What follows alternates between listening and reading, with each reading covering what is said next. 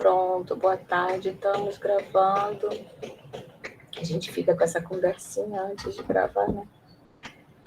Então, hoje tem algum problema para não ter aula? O pessoal não está vindo? Será que a gente... Ontem os alunos da outra disciplina estavam me falando que tá tendo problema na internet do instituto, né? Ah, tá. Tá bom, Cauê. Não, é porque como eu não estou indo para Angra, eu fico sem saber, né? Aí qualquer coisa vocês me avisam. Ei, Pablo, boa tarde. Bom, 7 minutinhos. Boa tarde. Eu queria começar dando mais um tempinho para o pessoal chegar. De toda forma vai ficar gravado, então quem chegar depois vai ter oportunidade de ver também. Falar um pouquinho do jeito de eu avaliar, né? Então, vocês têm aquele programa. Com o programa, vocês vão vendo... Olha só, vou até pegar aqui o programa para a gente olhar. Espera aí. Cadê o programa?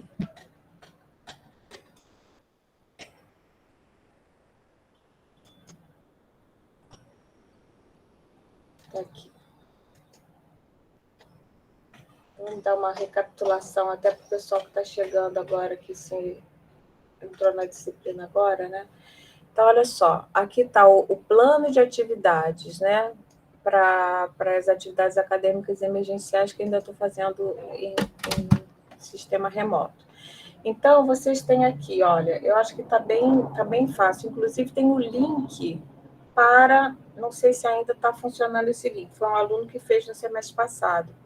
Então, você clica no link e você tem acesso ao texto. Não tem acesso a todos os textos, porque os últimos que eu mudei, que eu estava devendo a vocês fazer essa arrumação do programa, né?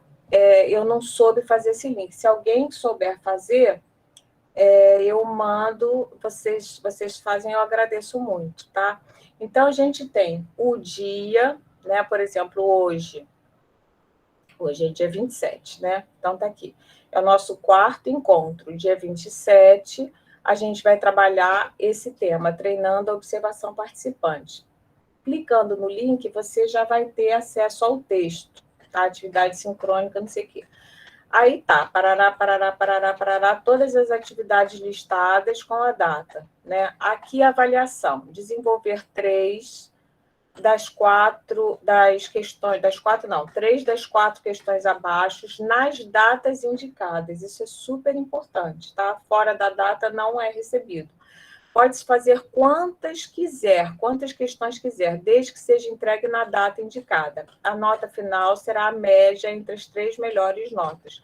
Atenção, é obrigatório citar e comentar ao menos 3 trechos de pelo menos um dos textos da bibliografia em cada questão, tá?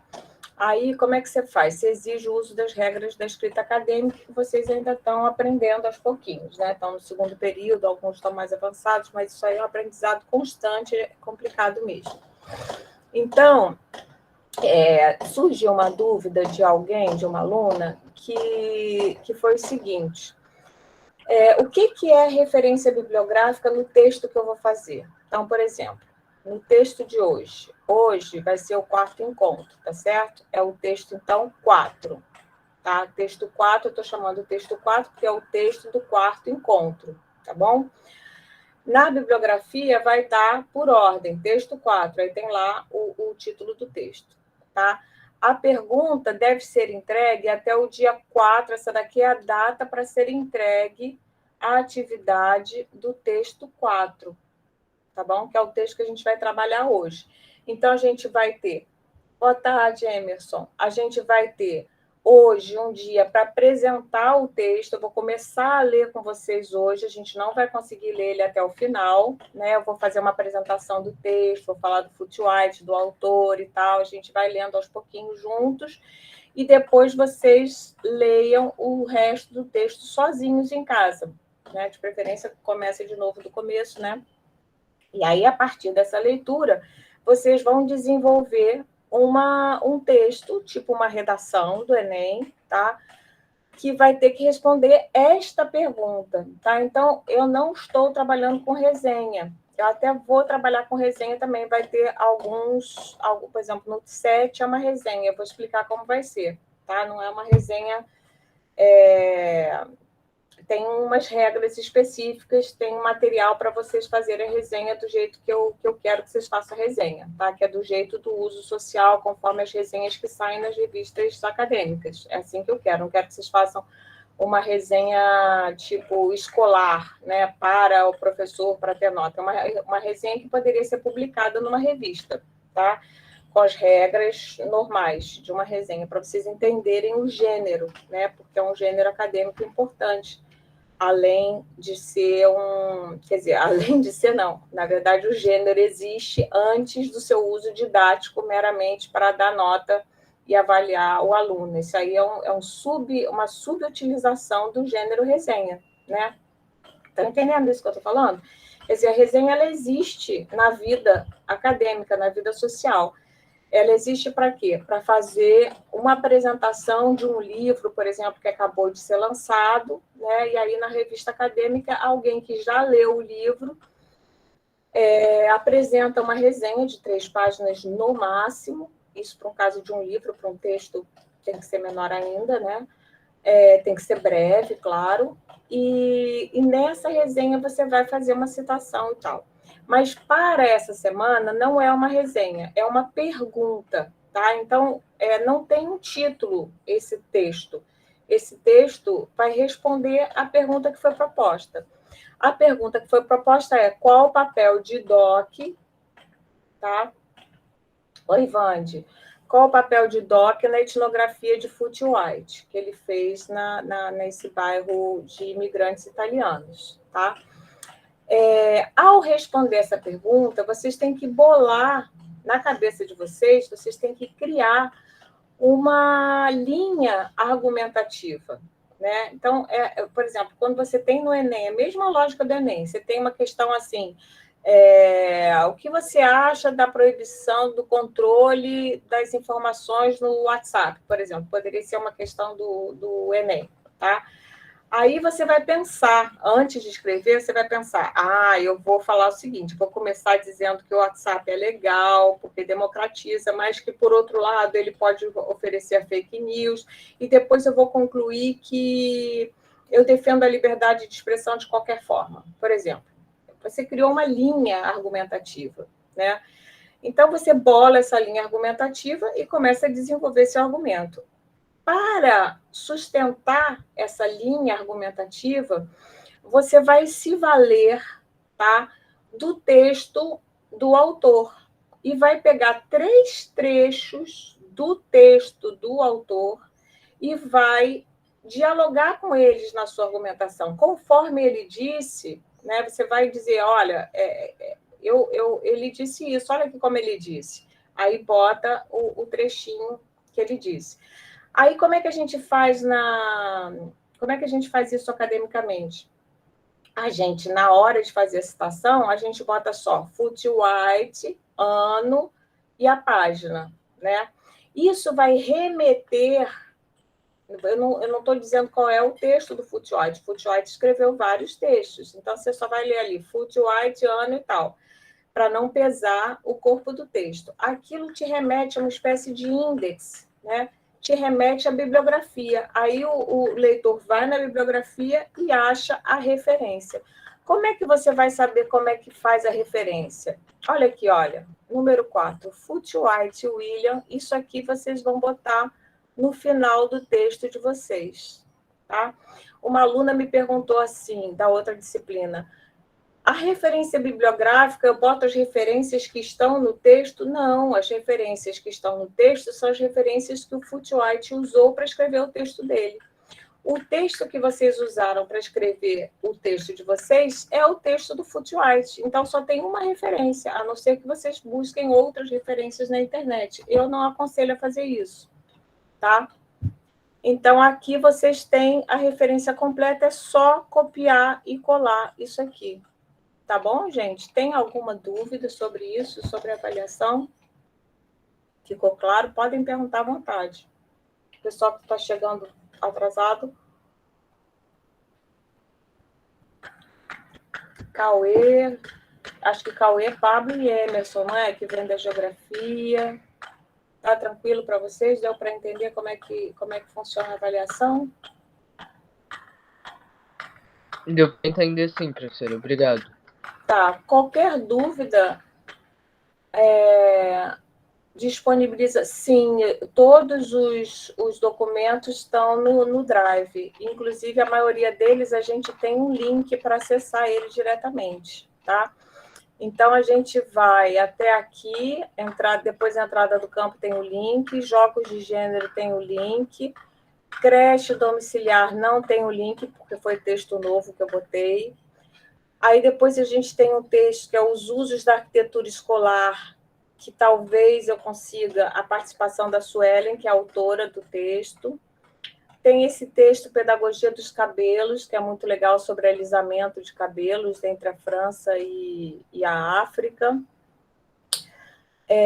O Saber das Crianças em uma Escola de Fronteira, a gente vai ter a participação da autora, que é a Regina. Esse texto é muito legal e tem interesse para o pessoal de geografia diretamente, porque é uma escola que está na fronteira entre Brasil, Paraguai e Argentina, né? Chama Escola da Ponte. E nessa escola, as crianças, os pais das crianças, a maioria deles lida com contrabando. E aí as crianças sabem disso, mas sabem que não pode falar porque é uma coisa ilegal. Então, é muito legal esse texto. Talvez tenha interesse para vocês, que ela fala também do Estado-nação, do papel do Estado ali na fronteira e tal. Aí depois eu selecionei um texto meu, que é o Desafio da Página em Branco, que eu acho que é bacana também para a gente pensar a dificuldade da gente escrever e tal, que é sobre estudantes de camadas populares que entram na universidade e quais são as estratégias que eles fazem para escrever. É uma etnografia que eu fiz no começo desse século, né? A escola para ex-presidiários também é um trabalho de uma ex-aluna, ex-orientanda minha, que ela pega cartas, é um trabalho bem interessante também para a gente entender também a etnografia fora do espaço escolar, né? Ela trabalha com as representações da escola em cartas de ex-presidiários, né? Ex-presidiários que escrevem cartinhas para o pessoal da escola, os professores, os responsáveis pela escola no presídio. E depois tem esse aqui, Leitura Escrita Fora da Sala de Aula, é outra etnografia que eu fiz também, que é num espaço de formação de professores, onde eu e uma amiga minha, juntas, mais duas colegas de pesquisa, analisamos as escritas, a produção escrita fora da sala de aula, né? Que a gente está chamando de escrita espontânea. Então, são escritas no banheiro, atrás da porta do banheiro, nas mesas, bilhetinhos. A gente se focou nesse tipo de escrita, bem, bem legal também. Tá? Então, é isso. Aí você vê aqui, né? Aí no Drive está assim, encontro número 13. Aí fica bem fácil de achar, tá? Encontro número 14. Aí tem esse títulozinho assim também. Aí você vai saber qual é o texto do dia para ler a partir desse plano de atividades, tá bom? Acho que está bem fácil assim de achar, tá? Então, falei disso, o que mais que eu ia falar para vocês? Da questão da...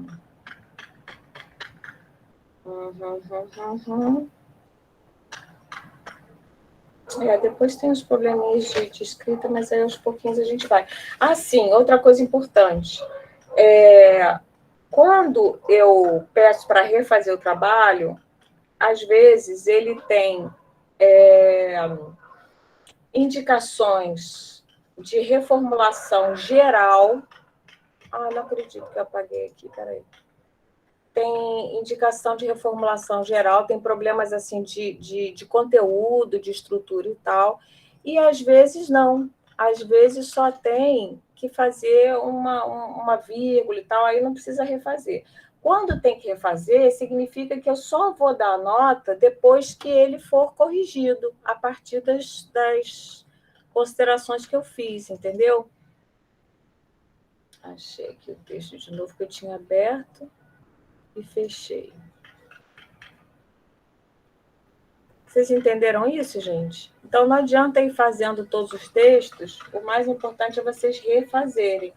A Lívia, por exemplo, já refez o texto dela, né? E aí ela mandou de volta para mim, eu já mandei de volta para ela de novo, com mais coisa para refazer, e ela vai mexer de novo, e é assim que eu trabalho mesmo, tá bom? Alguma dúvida sobre isso, gente? Podem falar. Tem um barulhinho aqui, né, de obra. Então, vamos lá. A gente vai começar aqui com um link que eu peguei na internet, um pouquinho sobre o autor e sobre essa obra, que é um clássico, né? Todas as aulas são gravadas e disponibilizadas no canal. Isso é uma coisa que acho que ajuda bastante vocês. Inclusive, eu separo no canal, tem várias playlists, né? Tem a playlist Antropologia 2022-1, que é a nossa. Mas se vocês olharem, tem todos os outros períodos anteriores que eu dei aula, tem a playlist de cada período. Então, vocês podem ir lá e ver também, tem outros textos, outros trabalhos, né? Se vocês quiserem passear um pouquinho pelo canal, né? No canal também tem uma playlist que chama o Cantinho do Estudante, que dá dicas de como fazer a bibliografia, como fazer a forma acadêmica, como usar o celular, né, para quem não tem laptop, para trabalhar, para fazer os trabalhos acadêmicos, enfim, como organizar um cantinho de estudo em casa, tem várias coisinhas assim que eu acho, a coisa do plágio também, né, que eu acho que são legais para vocês, tá? Então, olha só. Sociedade de Esquina, um texto-chave para conhecer o imigrante na cidade. Tá? É um artigo que eu encontrei, que eu achei legal. Aqui tem as fotos, né? A gente hoje vai começar a trabalhar o primeiro texto etnográfico. O que é um texto etnográfico? É o relato, é a parte, a gente, na semana passada, falou do texto do Cardoso, né? Da questão do ver, do olhar, do ouvir e do escrever. Então, esse momento de escrever é um momento muito importante que a gente registra, não só registra, mas a gente interpreta o material que a gente conseguiu aprender através dessas funções cognitivas que são o ouvir e o ver, né? Então, a partir disso, do olhar, você vai olhando, vai vendo coisas, por exemplo, essas fotos aqui, só elas já dizem alguma coisa, né? Esses caras de smoking, como é que são essa senhorinha, aí você vai, isso tudo você vai registrando. E esse texto, então, é o primeiro relato etnográfico que a gente vai ler. Todos os próximos textos que a gente vai ler até o final dessa disciplina são relatos etnográficos. São textos muito saborosos de ler, tá? São textos que vocês vão ver que são muito gostosos de ler, não tem assim uma escrita acadêmica, dura, sabe? Eles são relatos, então são bem agradáveis. Aí eu acho que vale a pena a gente ler esse comecinho aqui, essa apresentação. Em 1936, o mundo caminhava tragicamente para a sua Segunda Guerra Mundial, que iniciaria 3 anos depois e se estenderia até 1945. Ela foi consequência mais grave das já pauperizadas economias mundiais e dos regimes totalitários que romperam o tecido social pelas formas mais inumanas de segregação. Nesse tempo, aqui a coisa que interessa a gente, né? Nesse tempo, um jovem doutorando do Departamento de Sociologia e Antropologia da Escola de Chicago encontrou em North End, Little Italy, né, Pequena Itália, um bairro marginalizado de Boston, o espaço ideal para sua pesquisa sobre áreas urbanas degradadas socialmente pela alta densidade demográfica e escassos serviços públicos. Então, o que o Foote White estava estudando? Qual era o projeto de doutorado dele, né, na escola de Chicago? O projeto de doutorado dele era sobre áreas urbanas degradadas, né, com muita gente. O que aconteceu em Chicago nesse período? Foi uma cidade que foi invadida por imigrantes de todos os lugares do mundo, né? E sem estrutura urbana, aquilo ficou superpovoado e houve muito aumento de marginalidade, né? Como uma favela, né? Na verdade, essa pequena Itália era um lugar que a gente poderia próximo, assim, né? Moradias precárias, muita densidade, muita gente morando próximo e tal. A tese de William Foote White se transformou no clássico da sociologia urbana, Sociedade de Esquina, publicado em 1943. Ele fez a etnografia dele nos anos 30, né, mas o texto foi publicado em 43, traduzido ao português, claro, porque depois dele defender a tese, se você olhar a tese dele, não vai ser igual ao livro. O livro já é uma outra versão, né? Porque a escrita tem isso, você vai reescrevendo, vai melhorando.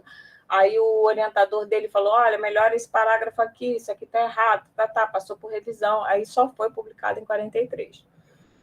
E foi traduzido ao português em 95 pela Zahar. No livro, o economista de formação descreve suas vivências, então o cara era economista e foi fazer antropologia, suas vivências nos 4 anos que residiu no bairro e se aprofundou na vida cotidiana dos filhos de imigrantes italianos. Aprendeu um pouco de italiano, embora seu contato com os mais jovens demandasse apenas seu nativo inglês, né? Porque os jovens já não falavam italiano, porque eram filhos dos imigrantes, uma iniciativa valorada para aquele cujo território e idioma não dominam naturalmente. O estudo foi consagrado pela academia no século XX, incluindo o enaltecimento de Gilberto Velho, né, que é um antropólogo muito importante na difusão dessa antropologia, que é a antropologia urbana, que é a que a gente vai praticar, né, na escola. É uma antropologia urbana, a gente não vai estudar normalmente assim os povos originários, né, assim, a não ser que esteja na escola, né, ou em alguma outra atividade. Que normalmente a gente estuda em educação, que a gente interessa é a questão da educação formal, né? Aprender um pouco de italiano, embora tá. E aí o Gilberto Velho, então, ele fez o prefácio, chamado por ele como um dos mais importantes textos das ciências sociais do século. Tá? A gente vai ler um trechinho desse texto que é muito importante. É muito interessante considerar que o antropólogo só chegou a Cornville, como ele chamou o bairro, ele dá um nome fictício, né, para a pequena Itália, dando-lhe certa privacidade, ao perceber que sua alta densidade demográfica, associada à escassez de saúde e segurança, configuraria-se num espaço ideal para sua pesquisa, ainda crua e generalista. A pesquisa também desconsiderava, em certa parte, o status migratório, com exceção da conhecida condição da desorganização territorial vinculada à etnicidade estrangeira por parte do senso comum local. Tá? Aí ele vai falando, enfim, várias outras coisas. Eu mandei para vocês o link desse site aqui, desse texto. Depois tem até um filme, Sacco Vanzetti, que fala também sobre essa situação da imigração dos italianos nos Estados Unidos na década de 30, 40. Tá? Alguma dúvida sobre isso? Algum comentário? Vocês entenderam qual era a tese dele, né? Então, ele estava nessa época. O que acontecia era o seguinte: tem aqui um outro, deixa eu ver, eu separei aqui umas outras imagens que eu peguei.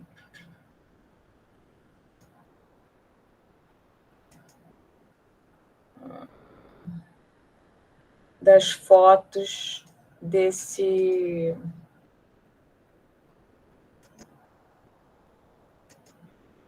bairro, né?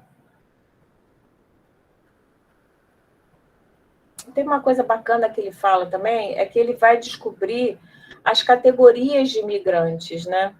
Peraí, isso aqui era bom a gente voltar, peraí.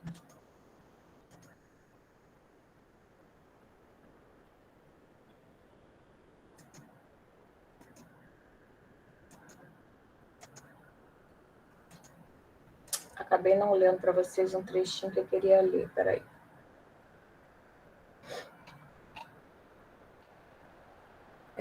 O livro ensina... aqui. O livro ensina. O olhar distanciado é recheado de imprecisões. Uma das principais compreensões de Foote White foi considerar que, mesmo marginalizada, a comunidade proveniente de imigrantes italianos era extremamente organizada. Tá? Essa é uma ideia que tem a ver com o conceito de cultura que eu estou tentando passar para vocês, né? A comunidade proveniente de imigrantes italianos era com regras, formas de convivência e hierarquias próprias de uma localidade esquecida pelos poderes públicos. Tá? Então, isso aqui é super importante, porque isso aqui é o que define a cultura. A gente já viu que cultura é um conceito complicado, né? É um conceito que não tem muito consenso entre os antropólogos, mas tem algumas coisas que eles concordam. Né? Um vai pensar mais de um jeito, outro vai pensar que é uma coisa histórica, outro vai pensar que é uma super determinação, determinação, outro vai pensar que é um processo, outro vai pensar que tem diferentes culturas, outro vai pensar que tem formas híbridas de cultura. Enfim, são detalhes assim, conceituais. Mas é importante a gente pensar que cultura é um conjunto de regras, é o que conforma a gente, o que faz a gente saber como se deve comportar no lugar. Isso, quem define para os seres humanos é a cultura, tá? Naquele texto, naquela pergunta que eu fiz na semana passada, acho que foi Marcela, não tenho certeza, que desenvolveu a resposta, negócio da cola, né, dando assim, uma opinião e tal. Não cabe a um antropólogo, por exemplo, se a gente pensa no fenômeno da cola como uma prática cultural, o fato de colar, né, colar do colega, escrever na borracha, sei lá, seja lá o que for, a proposta da pergunta não era julgar essa prática, mas entender essa prática da cola a partir de 3 autores, né, conceito de 3 autores, 3 antropólogos que tinham no artigo que a gente leu. Então, era para pensar assim, bom, para Kroeber, por exemplo, a cola seria pensada como uma prática histórica que se desenvolveu ao longo da história, né? Para Taylor vai ser tal coisa. Enfim, é esse tipo de coisa que a gente deveria pensar, tá? Então, o fato é que a cola requer o controle de algumas regras, né? Tem uma ética da cola, inclusive, né? Se a gente for estudar profundamente a cola como antropólogos. E qual é a relação? Por que isso é importante para a educação? Né? Porque tem uma fronteira aí muito diferente entre a prática do antropólogo e a prática do educador. Porque o educador, esse sim, ele quer fazer com que os alunos deixem de colar. Né? O antropólogo não. O antropólogo só quer conhecer as regras da cola. E esse conhecimento das regras da cola, ele é fundamental para o professor, né? Uma vez conhecendo as motivações, por que os alunos colam, quais são as histórias e tal, ele pode tentar mudar a prática dele de tal forma que a cola não seja necessária.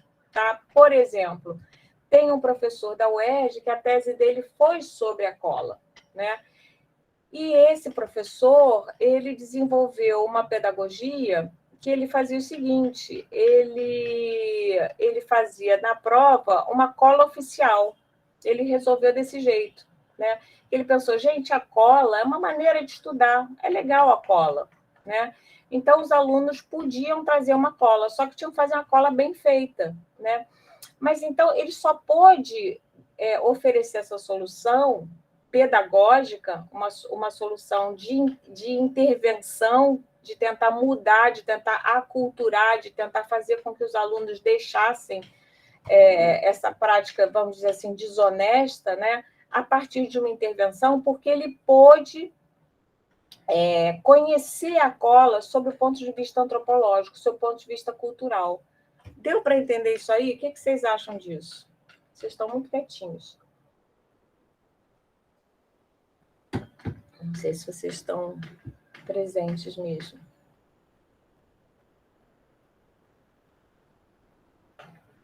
O antigo professor. Sim, eu falei com minha cunhada ontem sobre a cola. Cada um levava a cola para a aula. Isso aí, tá? Então, então ele entendeu que existiam regras nessa sociedade que, sob o ponto de vista dos americanos, era um bairro completamente caótico, que nem a gente tem aqui no Brasil, né? As pessoas falam assim, a favela é uma bagunça. Não é nada de bagunça, né? Tem uma porção de regras e hierarquias. Por exemplo, eu trabalhei 2 anos no Pavãozinho Cantagalo, mas tinha regra, o professor deixava colar, mas tinha regras. Só que a própria cultura da cola, ela já tem regras. Por exemplo, tem as regras tem várias regras que a gente conhece aqui, né? Não vou ficar ensinando o padre a rezar missa para vocês, né? Mas tem umas regras que eu acho interessantes, que são regras éticas, né? Por exemplo, é feio a pessoa que sabe não dar cola para o outro, né? Ou a pessoa que recebeu a cola tem que retribuir, não podia ultrapassar uma folha, enfim, várias coisas assim. Mas aí é ele já, como pedagogo, né, como educador, tentando fazer uma intervenção numa cultura nativa, que é a cultura da cola, que existe, sempre existiu, né, e vai sempre existir, eu acho. Né? Acho que não tem muito jeito. Então, esquecida pelos poderes públicos. Ali dividiam-se os rapazes de esquina, sem expectativas de ascensão social, né? Os rapazes formados, aqueles que ascenderiam, e os gangsters, provenientes do tráfico de bebidas possibilitada pela lei seca que vigorou nos Estados Unidos entre 1920 e 1933. Né? Então, ele reconheceu que havia três grupos que tinham relações com aquele bairro diferentes. Né? Então, eu estava falando do Pavãozinho Cantagalo, era interessante porque o morro, esse morro, essa comunidade, ela é dividida numa área que tem os nordestinos e uma área que tem os negros, né? E existe uma relação entre nordestinos e negros muito conflituosa dentro do morro, né? O pessoal do asfalto costuma olhar o morro como uma unidade, né? A comunidade, são todos. Não, tem milhões de possibilidades e de mini grupos ali dentro, tá? Então, a gente vai ter os trabalhadores, que são chamados os otários, né? Vai ter os traficantes que estão no tráfico, vão ter várias coisas, tá? Então, mais ou menos foi isso que ele foi desenhando. Além dessas hierarquias sociais e simbólicas que a etnografia de Foucault descreveu com precisão, aí esse texto aqui tá voltado para essa questão da imigração, né? Então, se a gente pensar a cola também tem os grupos que digamos assim, coladores profissionais, né? Tem os caras que colam envergonhadamente, por exemplo, que cola uma vez ou outra, fica nervosíssimo, né? Que não tem a manha de colar e que aí entrega o grupo, inclusive, né? E é uma prática, não sei se vocês vão concordar com isso, mas para mim é muito evidente. Toda a prática social é um processo de aculturamento, você aprende a colar, né? Você pode ser um novato, e aí você vai tremer, você vai ser facilmente pego, né? E aí tem um problema muito sério, porque, por exemplo, normalmente, os CDFs, aqueles que estudam muito, eles não são bons coladores, naturalmente, porque eles não precisam da cola, né? Mas os que não estudam precisam que esses passem a cola para eles. No caso desse modalidade de cola, porque tem duas grandes modalidades de cola, né? Aquele que estuda por medo, pois é, dá medo. Então, aquele que estuda e faz um apoiozinho. Eu fui uma coladeira desse tipo, muito. Fazia assim, algumas coisas que eu não conseguia memorizar, né? E eu achava que não tinha problema nenhum, não estava sendo desonesta. Eu queria consultar umas notas, né, digamos assim. Mas o raciocínio era meu, eram notas curtas, né? Só para ter uma base, né? Isso é um tipo de cola. Outra cola é quando você não sabe absolutamente nada e pega do outro, pega do colega que sabe. Você olha para a prova do colega, o colega te passa a cola. Essa aí já é uma prática muito mais arriscada, por quê? Porque é uma prática que compreende a relação de cumplicidade entre uma pessoa que é estudiosa, mas que não domina a prática da cola, porque ele não precisa, né? E aquele que pega a cola. Então, normalmente uma relação muito tensa, né? Porque o cara sabe a matéria, mas não sabe passar a cola e se caga de medo, né? Nossa, tá um barulhão aqui, vocês estão vendo? Uma ambulância passando. Então, tudo isso a gente pode descrever, né? Pela antropologia, pela etnografia. Seria uma etnografia muito bonita, talvez exista, não sei, a gente pode procurar. Descrever isso, eu acho que eu já procurei, porque eu tinha vontade de fazer, foi assim que eu passei em Química. A garota jogava um papel para mim, muito bom. E ela devia ficar nervosona, né? Ela ficava nervosa, Emerson, ou ela era boa nisso? Também tem uns CDFs que são bons nisso, ela ficava nervosa. Aí você depende de alguém que pode de alguma forma, como ela não sabe, ela não é uma profissional da cola, né? Ela não curtia, mas me dava um help. E tem outra coisa, deixa eu só falar uma coisa, Pablo, depois de tua palavra. E, normalmente, tem os comércios também, entendeu? Às vezes, existe uma negociação. Olha, eu te dou a cola de matemática, mas você me dá a cola de português. Eu te dou a cola de química, mas você me dá a cola de não sei o quê. Ou até favores sexuais. Isso existe também na escola, né? Que, no caso, um beijinho, sei lá, na minha época era isso, assim, um beijinho, eu te dou um beijo, não sei o quê. Rola esse tipo de coisa, não rola? Pablo, fala. Pablo. Perdão. No meu ensino fundamental e médio, eu nunca fui bom em matemática nem física. Uhum. E eu sempre fui bom em literatura, e a galera da minha sala nunca gostou, porque falava que a matéria era chata, enfim, eu era apaixonado. Eu só passava em matemática, química e física, porque eu passava cola de literatura, de português. Uhum. Só. Sempre, desde sempre. Tinha as táticas lá, né? Bota a fórmula aqui na borracha, eu te escrevo um papelzinho para você. Sempre. Pois é. Agora, é um tipo de sociabilidade, se a gente olha pelo ponto de vista antropológico, que é muito interessante, né? Tem cumplicidade, tem troca, tem muita coisa legal por trás da cola. Que, se o professor conhecer, ele pode, por exemplo, criar atividades pedagógicas, a confiança, você tem que confiar na pessoa. Nossa, a cumplicidade é incrível, você passar cola para alguém, receber cola de alguém, pedir a cola para alguém, né? Porque a pessoa pode sacanear, pode dizer, não dou a cola. Tem os CDFs escrotos, né, que não dão a cola, e tem os CDFs escrotésimos, que dão cola errada. Isso existe também, né? As pessoas perversas, que merecem bullying mesmo, merecem apanhar na saída da escola, caramba, né? Porque tem isso, tem a ética da cola, tem a ética, uma coisa que pode não ser moralmente aceitável, mas eticamente sim, tem como você se comportar bem nessa prática da cola. Se o professor entende isso, por exemplo, ele pode se valer de Vygotsky, por exemplo, e fazer o quê? Já que existe esse escambo entre os colegas, né, vamos oficializar isso. né? Vão fazer o que sabe, ensinar para o que não sabe, né? Sem ser uma coisa proibida, porque isso é bacana. Um sabe mais literatura, o outro sabe mais matemática. Vamos trocar, né? Então, mas isso eu estou tentando explicar para vocês por que a gente estuda antropologia na licenciatura, né? Para isso, para a gente tentar olhar para essas práticas sem um moralismo, né? Mas a gente entender por quê. Então, assim, por exemplo, eu sei que vocês colam, né? Inclusive colam de trabalhos do semestre passado. Então, o que eu faço com isso? Eu não quero que vocês colhem, eu quero que vocês pensem, né?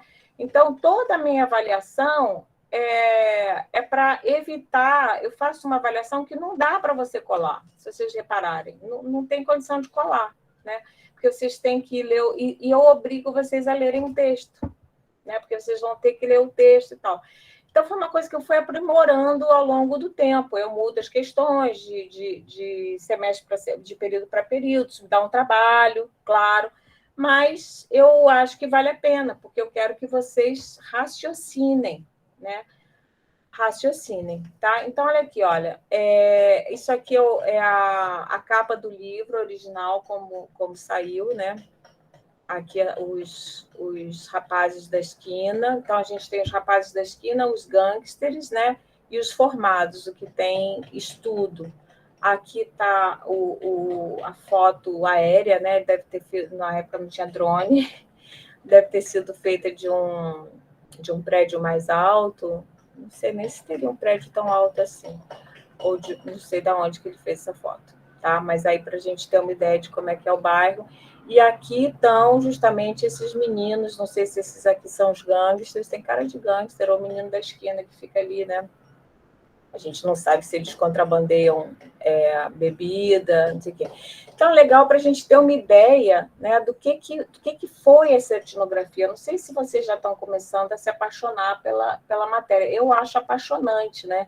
Imagina você entrar num bairro de imigrantes, onde as pessoas americanas, né, nativas, se sentem ameaçadas e falam mal desse bairro, assim como a maioria das pessoas do asfalto fala mal das comunidades, né, dos morros na cidade do Rio de Janeiro. Ah, só tem marginal, não sei o quê. E o cara resolve ir para lá, ficar morando 4 anos lá, tá? Se socializando, vendo como é que é a vida ali desde dentro. Essa é a lógica da educação, da antropologia, tá?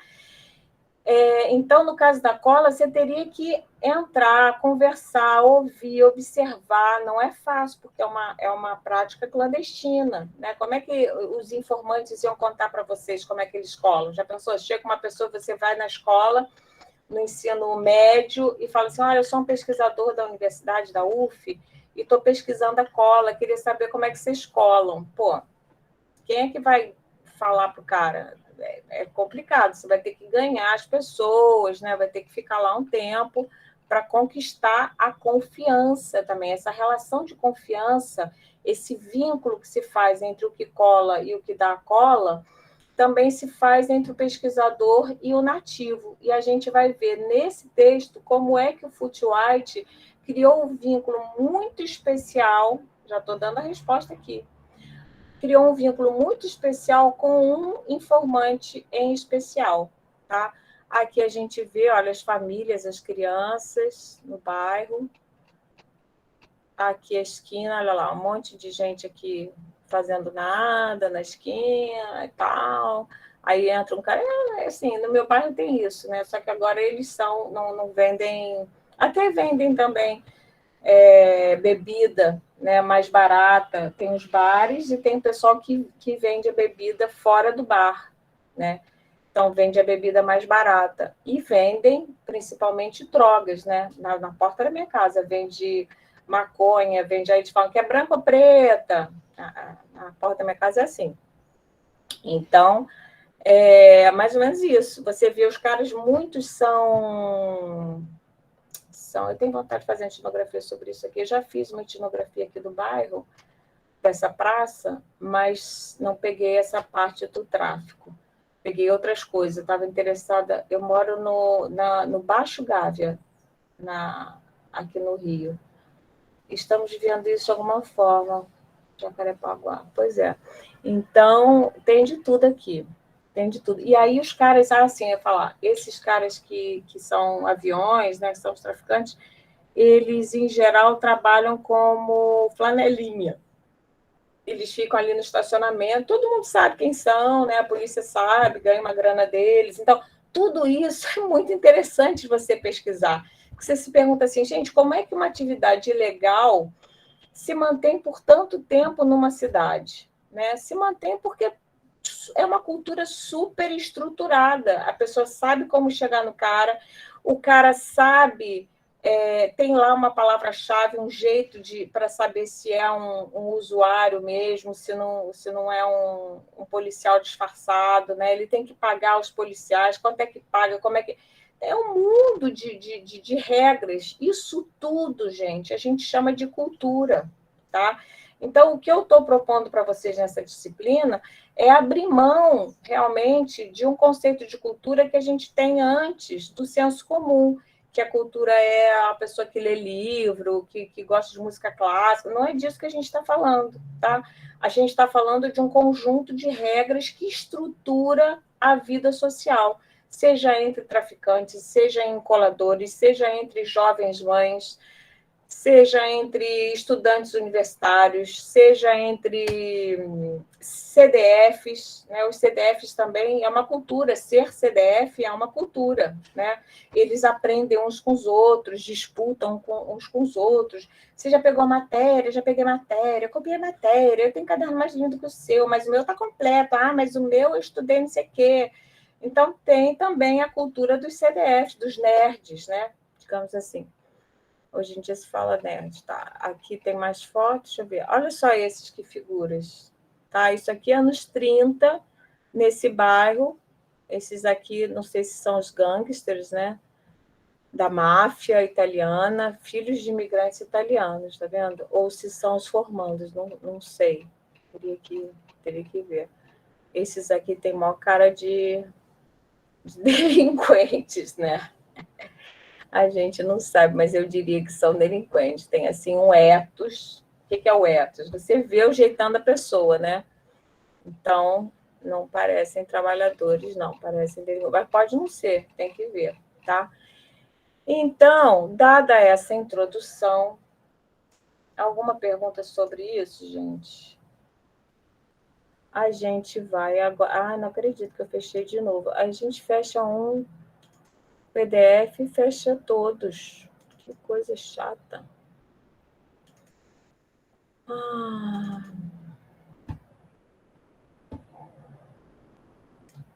Esse texto realmente é uma pérola. Eu acho um barato total esse texto.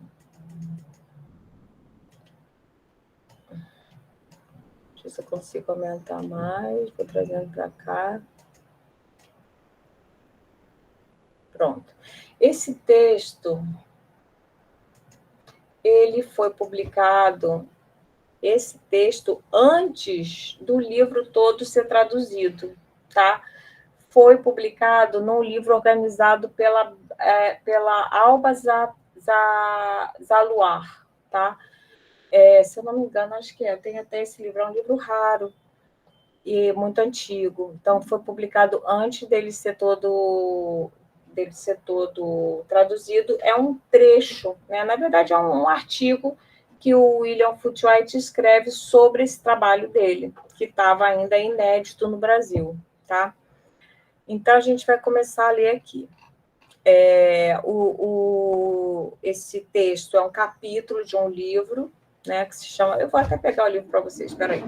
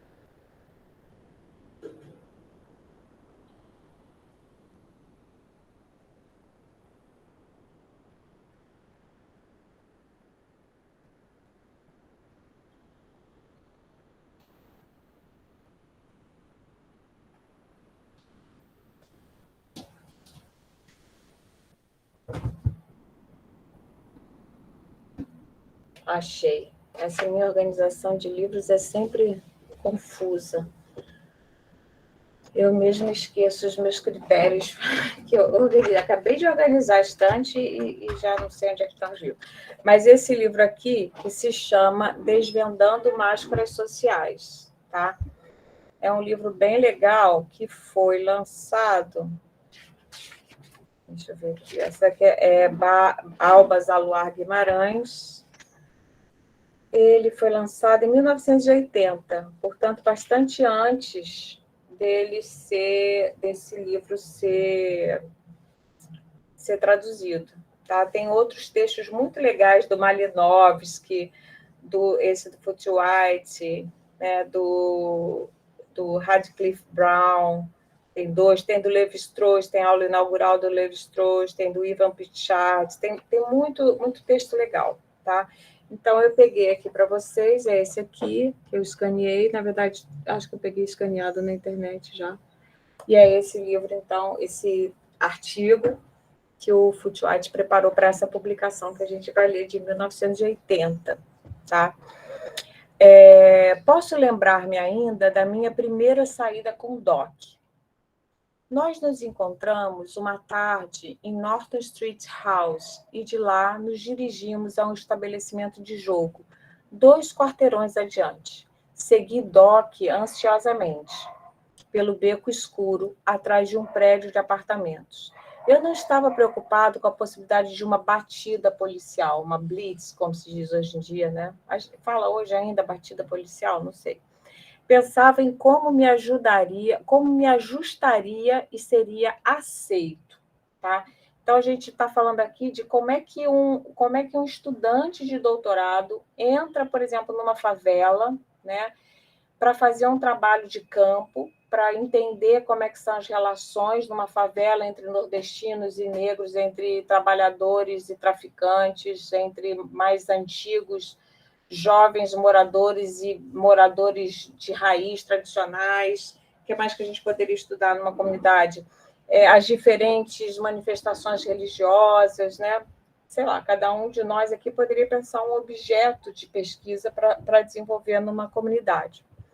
Mas a gente teria dificuldade em ser aceito, com certeza, né? Chegar lá na cara dura, eu vim aqui estudar vocês. É muito esquisito, né? Na antropologia a gente estuda pessoas.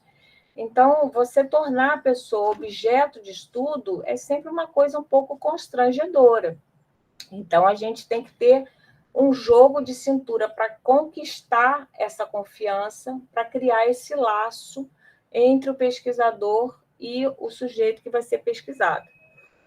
A porta abriu para uma cozinha pequena, né? Então, ele entrou, vamos lá, foi atrás dele pelo beco escuro, atrás de um prédio de apartamentos. Eu não estava preocupado com a possibilidade de uma batida policial. Estava pensando se eu me ajustaria e se seria aceito. A maior preocupação dele era ser aceito no grupo, para ele poder fazer o trabalho de campo dele. A porta abriu para uma cozinha pequena, quase sem mobília, com pintura das paredes descascando. Logo, aí a gente vai imaginando o cenário. Isso é quase literatura, né, gente? É uma delícia. Logo que entramos, tirei o chapéu e procurei um lugar para pendurá-lo. Não havia. Olhei em torno e, neste momento, aprendi a primeira lição como observador participante em Cornville. Não tire o chapéu em casa, pelo menos quando estiver entre homens. Tirar o chapéu é admissível, ainda que desnecessário, quando as mulheres estão presentes. É uma regra cultural tão arbitrária como qualquer outra regra. O que é a arbitrariedade da regra? É decidida. Assim, vamos combinar que o jogo de futebol dura, cada tempo de jogo de futebol dura 45 minutos. Por que 45? Por que não 30? Por que não 32? Por que não 44? Né? É uma regra, todas as regras são arbitrárias, a gente se submete a elas. Né? Se a gente quer se aculturar, a gente tem que se submeter às regras culturais. Né? Se você dá cola, tem que fazer o jogo, se você pede cola de química, tem que dar cola de literatura, enfim, sei lá, qual é a regra que tem. Então, ele foi procurar um lugar para pendurar o chapéu né? Pelo visto, na universidade tinha essa regra, e lá não, todos ficavam com chapéu. Doc apresentou-se a Tite, que dirigia o negócio, como meu amigo Bill. Vocês sabem que Bill é apelido de William, né? O antropólogo se chama William Footwhite, e esse Doc, que era o cara que ele conhecia, que estava levando ele para o grupo. Ele era um nativo, né? A amigos de Tite e a clientes. A gente até agora não sabe muito bem que clientes são esses, né? Ou sabe? Não estabelece... eles foram para o estabelecimento de jogo, né? Então, uma casa de jogos, tá? Então, a gente imagina o ambiente, né? As pessoas todas de chapéu, tarará, tarará. Permaneci parte do tempo com Doc na cozinha, onde alguns homens costumavam sentar e conversar, e parte do tempo em outro cômodo, assistindo ao jogo de dados. Tá? Então, a gente imagina uma casa, um apartamento, né, onde tem uma cozinha, eles entraram pela cozinha, e a cozinha que parece ser um lugar bem interessante de ficar, porque é onde de observar, né? Porque é onde eles paravam para conversar e tal. Cozinha é um lugar legal, né? Outro lugar legal, eu acho que é banheiro. Eu já descobri muita coisa na universidade nos banheiros, porque se fala muita coisa interessante no banheiro. Então, isso, em antropologia, esse momento de olhar, né, que o Cardoso comentou no texto que a gente trabalhou na semana passada, é o que a gente vai chamar de observação participante, tá? Então, você arruma um jeito de estar lá dentro, consegue o passaporte para entrar lá dentro, é aceito, né? E fica olhando, não bota o chapéu, eles sentam aqui, eles jogam, né? Olhando e escutando também. Você escuta também, você não é surdo, né? Você fica com o ouvido aguçado, tentando entender o que está se passando, tentando entender aquela cultura que é estranhíssima para você. Imagina se você entra Imagina se você, nessa época, né, da lei seca nos Estados Unidos, você entrando, aqueles filmes de gangster, né? Você entra, você não entende nada de regras, como é que é aquilo, e ali tem bebida solta, liberada, mas, na verdade, não pode ainda, né? E você vai entendendo como é que as coisas funcionam. As conversas eram sobre jogo, corrida de cavalos, sexo e outros assuntos. Na maioria das vezes, eu apenas ouvia e tentava agir de maneira amável e interessada. Olha como tem a ver com o texto que a gente trabalhou na semana passada. Havia vinho e café com licor de anis. Nossa, deve ser bom, né? Café com licor de anis. E os camaradas se cotizando para pagar pelas bebidas. Doc, nesta primeira oportunidade, não me deixou pagar pela minha parte. Isso aqui é outra coisa muito interessante. Todo mundo que sai para bares, né, sabe que tem umas regras, né? Você vai com um grupo num bar, aí um dia você convida alguém, você paga para os colegas, aí no outro dia o colega paga para você, né? Ou não, né? Por exemplo, tem gente que sai e faz um fundo, né? E aí paga junto. Tem umas regras, como é que funciona esse negócio de sair para beber. Como o Doc havia suposto, ninguém perguntou a meu respeito. Mas... porém... Aqui tem que andar assim, né?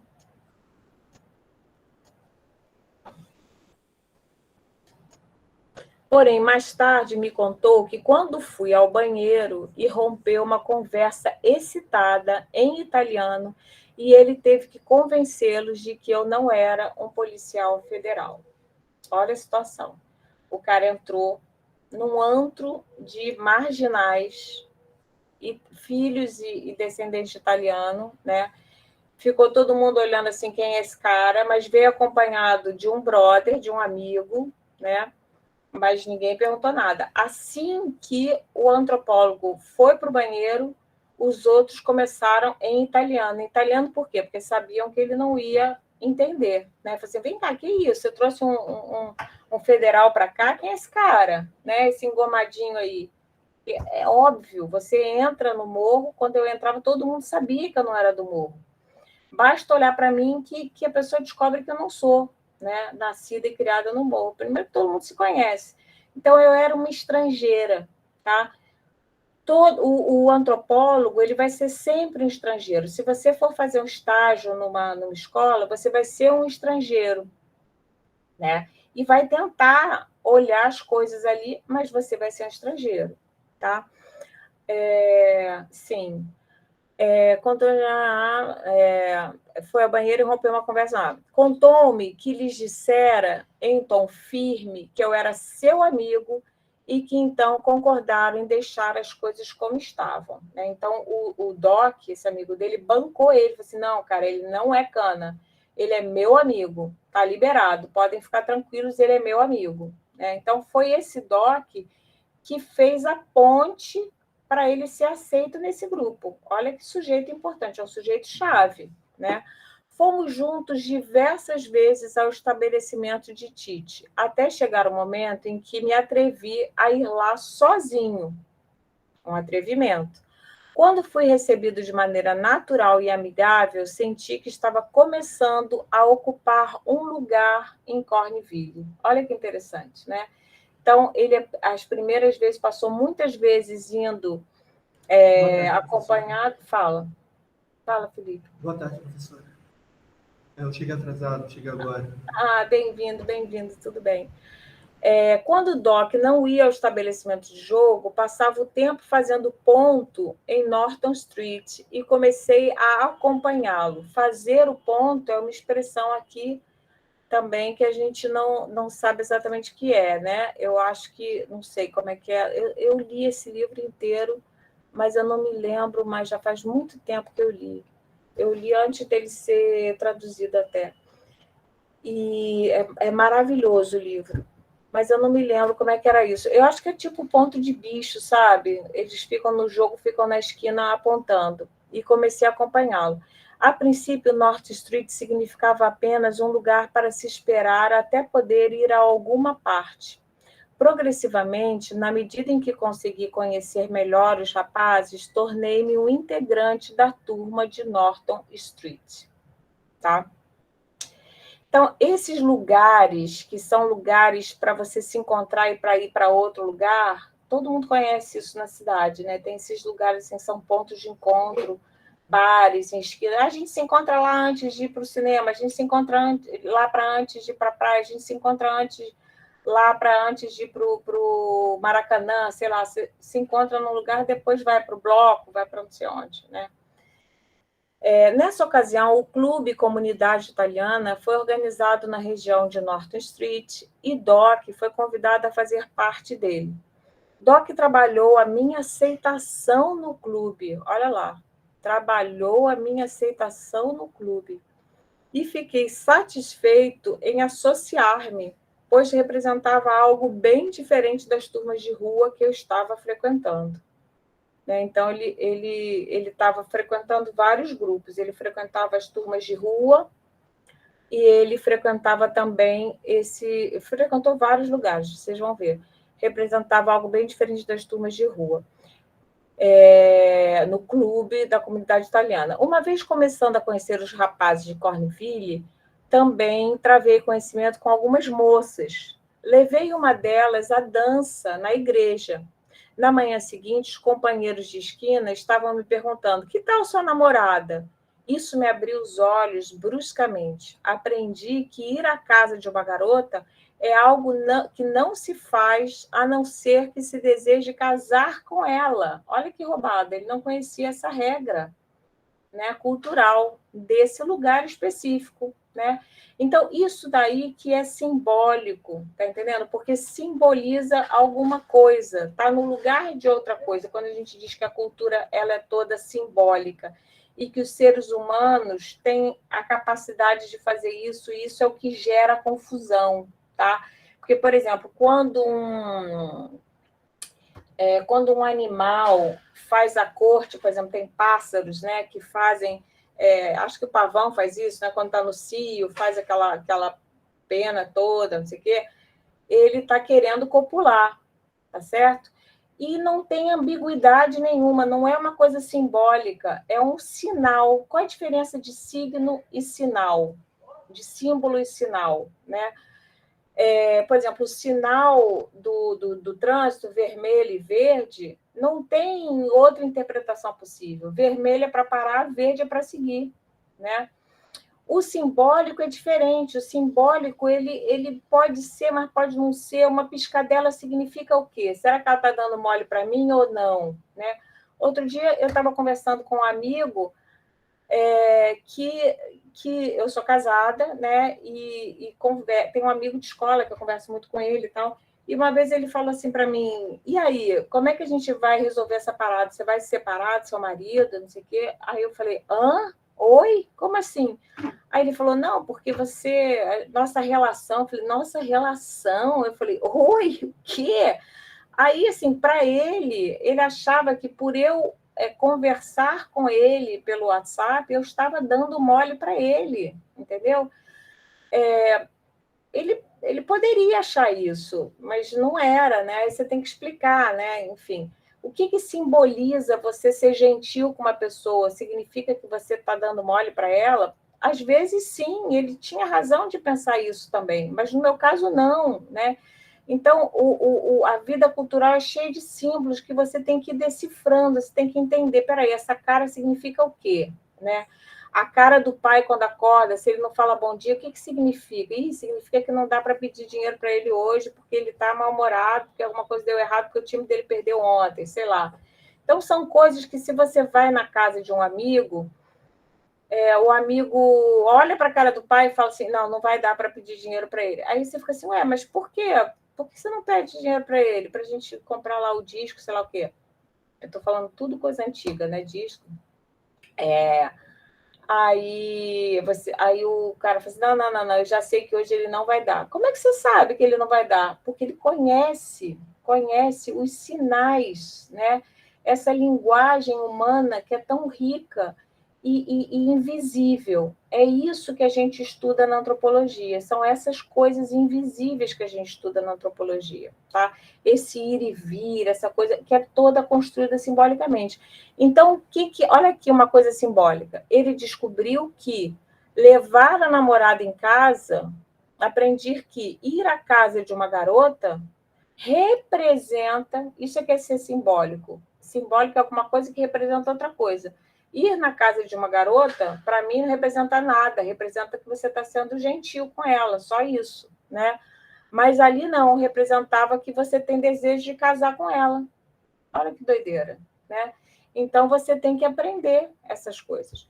Felizmente, ela e sua família sabiam que eu não conhecia os costumes locais e, portanto, não supuseram que eu estava comprometido. De qualquer modo, foi uma advertência útil. Depois disso, apesar de achar algumas garotas de Corneville excepcionalmente atraentes, nunca mais saí com nenhuma delas, a não ser em grupo, e também nunca mais fiz visitas domésticas. Na medida em que prosseguia em minha observação, participante, né, porque a pessoa observa e participa ao mesmo tempo, que é a condição para você observar bem sem criar constrangimento. Verifiquei que a vida em Corneville não era tão interessante e agradável para as moças quanto eram para os homens. O rapaz possuía completa liberdade para perambular e fazer ponto na rua. As moças não podiam ficar pelas esquinas, eram obrigadas a dividir o tempo entre as suas casas, as casas de amigas e parentes, e o trabalho, se tivessem algum. Algumas delas tinham um sonho que era o seguinte: algum rapaz de fora de Corneville, com algum dinheiro, um bom emprego e uma boa educação, viria um dia cortejá-las e levá-las do bairro. Tá? Isso aqui é um negócio interessante, esse sonho, né? A gente vê sonhos assim, por exemplo, assim, esse sonho é muito, muito comum nas novelas, né? Na novela acontece isso muito. A novela sempre trata de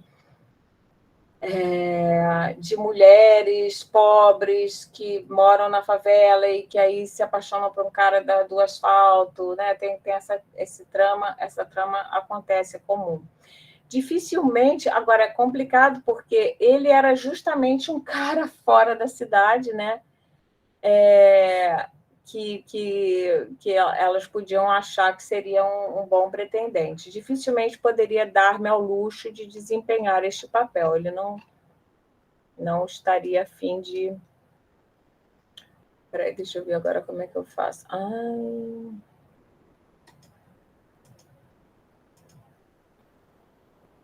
Peraí, eu estou aqui, agora eu quero ir para lá, né?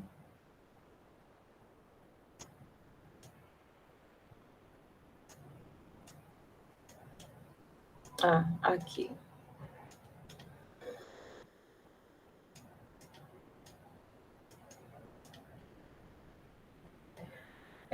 A primavera de 2037, olha só um erro para vocês verem, né? O texto foi publicado com o ano errado. A pessoa que leu arrumou aqui, 1937, não 1973, né? Porque foi uma coisa feita nos anos 30. Para vocês verem como é importante a gente revisar os textos. A primavera de 1937 proporcionou-me um curso intensivo sobre a observação participante. Estava aprendendo como conduzir-me e aprendi com vários grupos, mas especialmente com os Nortons, que era um dos grupos, né? Na medida em que comecei a fazer ponto em Corneville, descobri que necessitava de uma explicação para mim e para o meu estudo. A pergunta era, como é que ele ia se apresentar, né? Como é que ele ia se apresentar? Porque as pessoas queriam saber, ficavam curiosas. Você não é daqui, você é um estrangeiro. Quem é você? Enquanto estava com Doc, garantido por ele, ninguém perguntava quem era eu e o que eu fazia. Quando circulei sem ele, em outros grupos, inclusive os Nortons, ficou claro que estavam curiosos a meu respeito. Comecei com uma explicação um tanto elaborada. Eu estaria estudando a história social de Corneville, mas possuía uma nova perspectiva. Ao invés de trabalhar no passado para o presente, estava buscando conhecimento exaustivo das condições atuais para depois partir do presente em direção ao passado. Eu estava muito satisfeito com essa explicação, mas ninguém mais parecia dar importância a ela. Daí, dei esse esclarecimento em 2 ocasiões, e cada vez que terminava, havia um silêncio embaraçoso. Ninguém, inclusive eu mesmo, sabia o que dizer. Imagina, o cara chegar no morro, né, numa favela, o que você está fazendo aqui? Eu estou estudando a história social da favela, mas eu tenho uma nova perspectiva. Ao invés de trabalhar do passado para o presente, eu estou buscando conhecimento exaustivo das condições atuais para depois partir do presente em direção ao passado. Caraca, o cara diz isso, fica todo mundo assim, que sujeito é esse, maluco? Né? Ninguém sabia dizer nada, nem ele. Embora essa explicação tivesse a vantagem de encobrir qualquer coisa que eventualmente desejasse fazer no bairro, era por demais complicada para ter qualquer significado para o pessoal de Corneville. Aquilo ali não significava nada. Logo descobri que as pessoas estavam desenvolvendo a sua própria explicação sobre mim. Isso é super comum no trabalho etnográfico. Quando a gente faz trabalho etnográfico em escola, a primeira hipótese, a primeira explicação que as pessoas têm, a mais comum, é que você é um estagiário, que, aliás, é bem cansativo, porque ficam te tratando como estagiário, aí você explica que você não é estagiário, que você é um pesquisador, blá, blá, blá, blá, blá, blá, blá, blá, blá, mas não tem jeito, te tratam como estagiário, tá? Então, elas achavam que ele estava escrevendo um livro sobre Corneville, que também não era errado, né? Como esclarecimento, isso podia parecer inteiramente vago, e, no entanto, era suficiente. Ele está escrevendo um livro sobre a gente. Descobri que a minha aceitação no bairro dependia muito mais das relações pessoais que desenvolvesse do que das explicações que pudesse dar. Isso aí é um ponto super importante. O que vocês acham disso?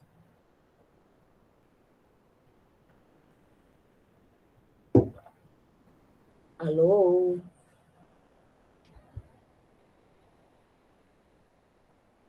Oh, meu Deus, vocês estão por aí? Tá. Então é isso, né? Porque não entendi muito bem. Então vou explicar. Porque assim, ele tinha. Imagina vocês, por exemplo, fazendo um trabalho de campo numa escola, tá? E aí hoje, por exemplo, eu estava estudando com umas amigas, né, de psicanálise, não sei o quê, e aí tem uma delas, ela é dona de uma creche.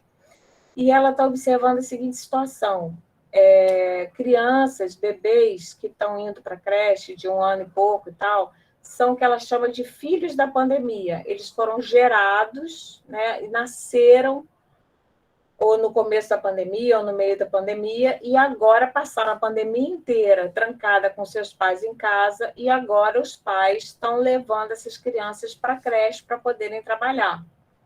Só que o que acontece? Essas crianças têm vários problemas, inclusive de cognição, de controle motor, porque ficaram super protegidas esse tempo todo e tal.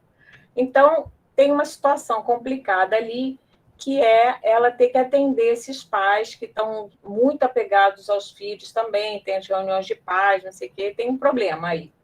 Imagina que você é estudante de pedagogia e quer fazer um TCC sobre a interação entre a escola e a família no momento pós-pandemia de retorno à normalidade ou novo normal, né? Como é que essa escola atende aos pais com uma demanda específica, que os pais estão culpados, mas também estão exaustos, estão de saco cheio dos filhos e tal. Tá? Essa é a situação, um TCC, uma pesquisa. Aí você entra na escola, e aí você começa a frequentar as reuniões escolares.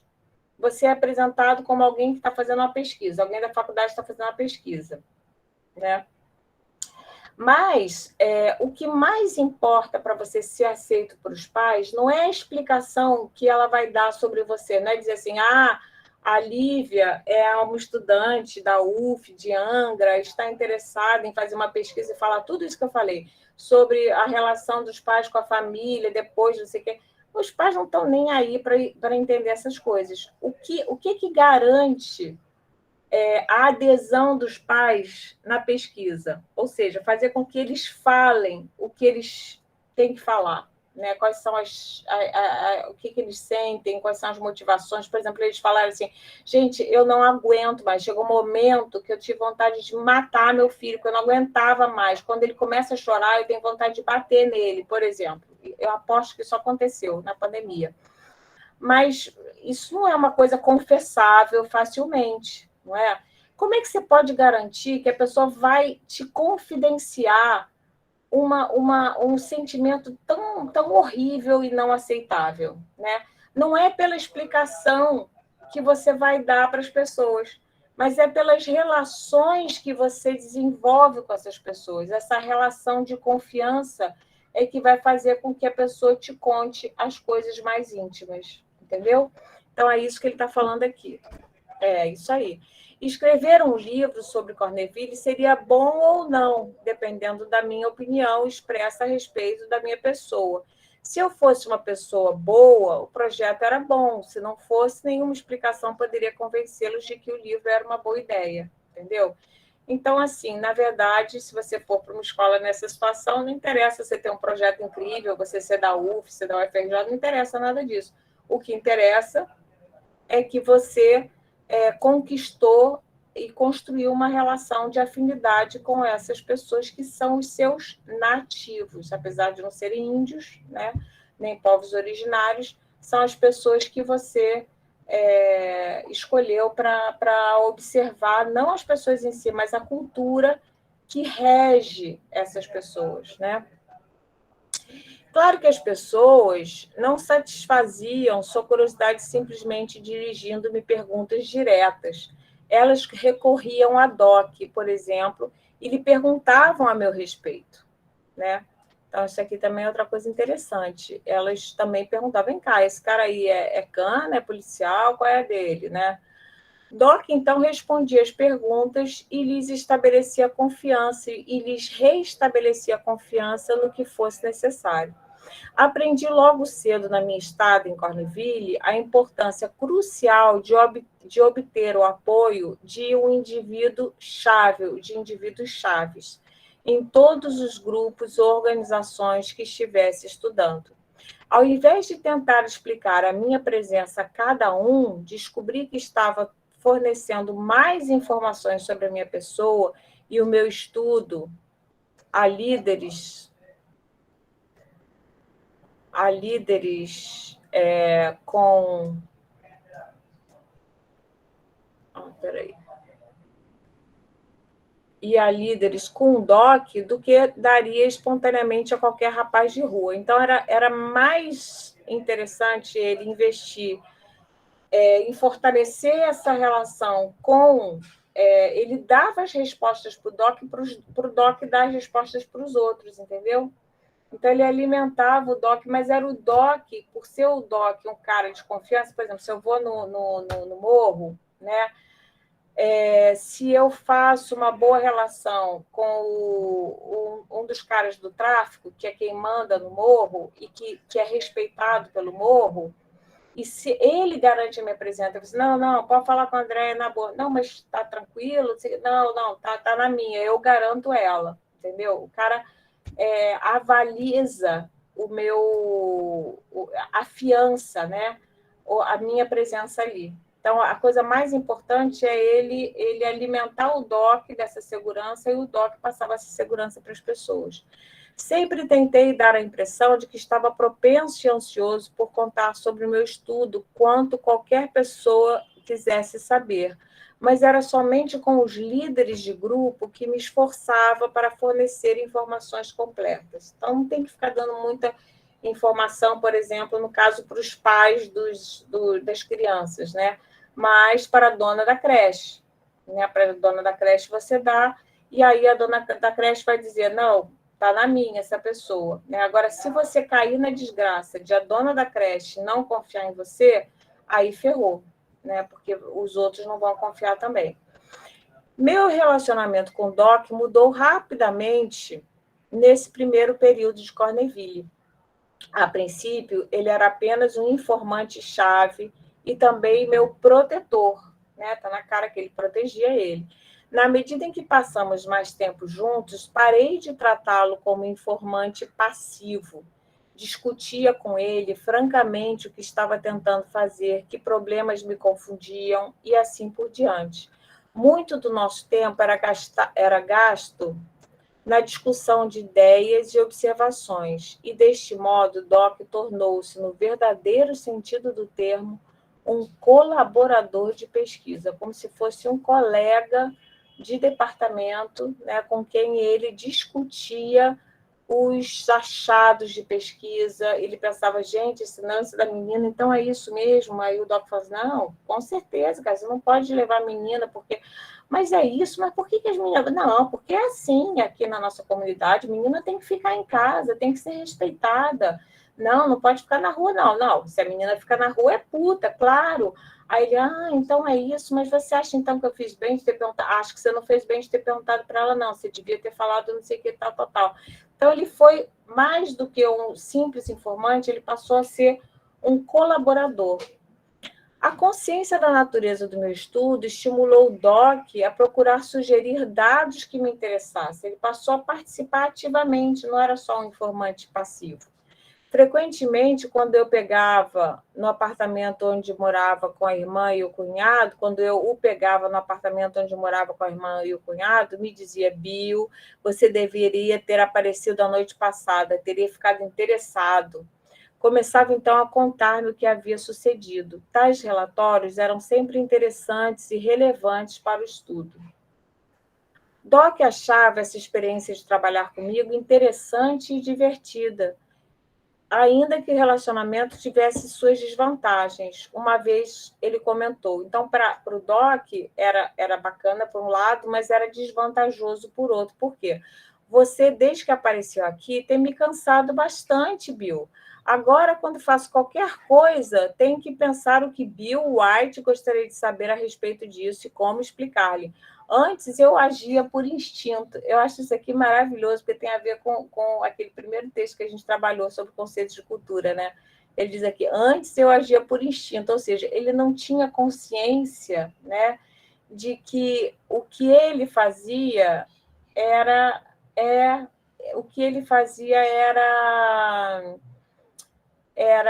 ele achava que era natural, né? Ele se deu conta de que tudo que ele fazia eram códigos culturais, era simbólico. Ele só se deu conta porque ele começou a conhecer, a travar contato com um pesquisador. De qualquer modo, Doc não parecia considerar isso uma desvantagem séria, era uma pequena desvantagem, né? Na verdade, ele tinha muito prazer nisso. Na verdade, sem ter qualquer treino, era um observador a tal ponto perspicaz que bastava um pequeno estímulo para ajudá-lo a tornar explícito muito da dinâmica da organização social de Corneville. Algumas interpretações que fiz são mais dele do que minhas, ainda que agora seja impossível distingui-las uma da outra, né? Então, isso aqui é um negócio interessante, porque se vocês quiserem, no texto de vocês, dialogar com o texto do Roberto Cardoso, de Oliveira, é interessante, porque o Cardoso ele vai falar que o olhar ele tem que ser disciplinado pela teoria, né? Foi isso que a gente estudou na semana passada. Mas como é que se explica que o Doc, que não tinha ido na universidade, que não tinha estudado antropologia, que não tinha lido nada dos teóricos, como é que se explicava que ele era capaz de fazer interpretações tão incríveis, né? Eu acho isso muito legal, porque não sei, eu acho que tem pessoas que têm assim uma percepção, mesmo que não seja formada teoricamente, para fazer isso, né? Conseguem interpretar melhor assim as coisas da vida social do que outros, porque tem interesse, né? Eu fui uma pessoa que desde pequena eu tive interesse nisso. Agora eu estou nadando, né?